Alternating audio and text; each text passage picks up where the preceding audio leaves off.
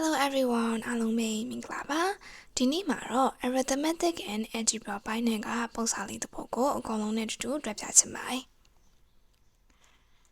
ဆိုတော့ပုံစံလေးရဲ့ domain က algebra ပိုင်းနဲ့ဖြစ်ပြီးတော့ scale က linear function မိထားတာဖြစ်ပါတယ် difficulty ကတော့ easy ပါเนาะဒါဆိုရင်မိကုန်းရဲ့ပုံစံလေးကိုသိပြီဆိုတော့စလိုက်ကြအောင်အရင်ဆုံးအနေနဲ့မိကုန်းလေးစဖတ်ပါမယ်မိကုန်းကမိထားတာကြတော့ f of x equal 4x plus b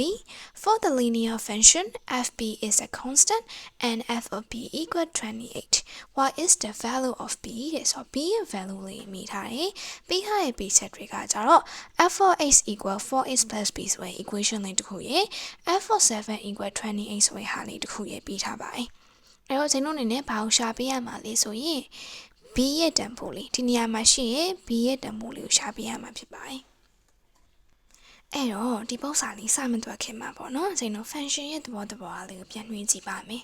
so function တစ်ခုမှာဆိုရင်ကျွန်တော် import h နဲ့ output y လေးရှိရဆိုတော့အကုန်လုံးသိကြမယ်ထင်တယ်နော် y ကတနည်းအားဖြင့်ဘာနဲ့တွားညီလဲဆိုရင် f of x ရဲ့ value လေးနဲ့တွားညီပါတယ် so ဒီ equation လေးကိုကြည့်လိုက်မယ်ဆိုရင် f of 7 equal 28 so 7ရဲ့နေရာလေးကဘာနဲ့တွားတူနေလဲဆိုရင် x ရဲ့နေရာလေးနဲ့တွားတူရယ်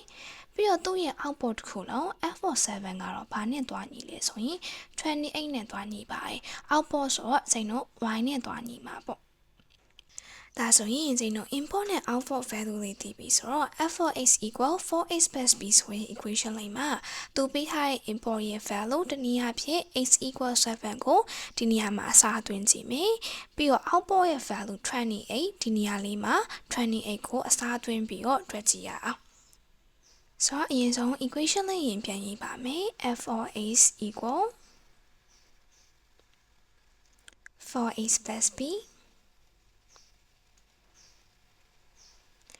so ကျွန်တော်အစားသွင်းမယ်ဆိုတော့ f of x တနည်းအားဖြင့် function ရဲ့ output က y equal 28နဲ့ညီရယ်so f of x ကို28လေးနဲ့တွားညီပေးလိုက်မယ်ပြီးတော့ x ရဲ့နေရာမှာကတော့7လေးအစားထိုးလိုက်ပါမယ်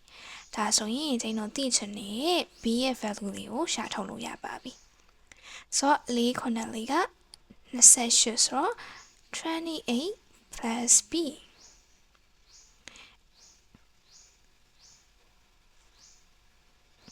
so ကျွန်တော်က b ရဲ့ value လေးလို့ထင်တယ်ဆိုတော့28ကိုဟိုဘက်မှာတွားနှုတ်ပေးလိုက်ရပါပြီဆိုတော့28ထဲက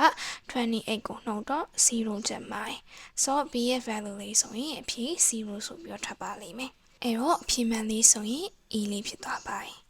ဒါဆိုရင်ဒီပုံစံလေးအကုန်လုံးနားလည်ကြမယ်ထင်ပါတယ်နော်သူက difficulty easy ဖြစ်တဲ့အတွက်ကြောင့်မလို့အခုလိုမျိုးပဲအလွယ်တကူစဉ်းစားလိုက်ရပါတယ်တကယ်လို့သိချင်တာမေးချင်တာပေါ်လာခဲ့ရဆိုရင် class 2ရဲ့ comment မှာဖြစ်ဖြစ် Telegram မှာဖြစ်ဖြစ်အချိန်မီလာမိလို့ရပါတယ်အားလုံးပဲကောင်းသောနေ့လေးဖြစ်ကြပါစေနော် bye bye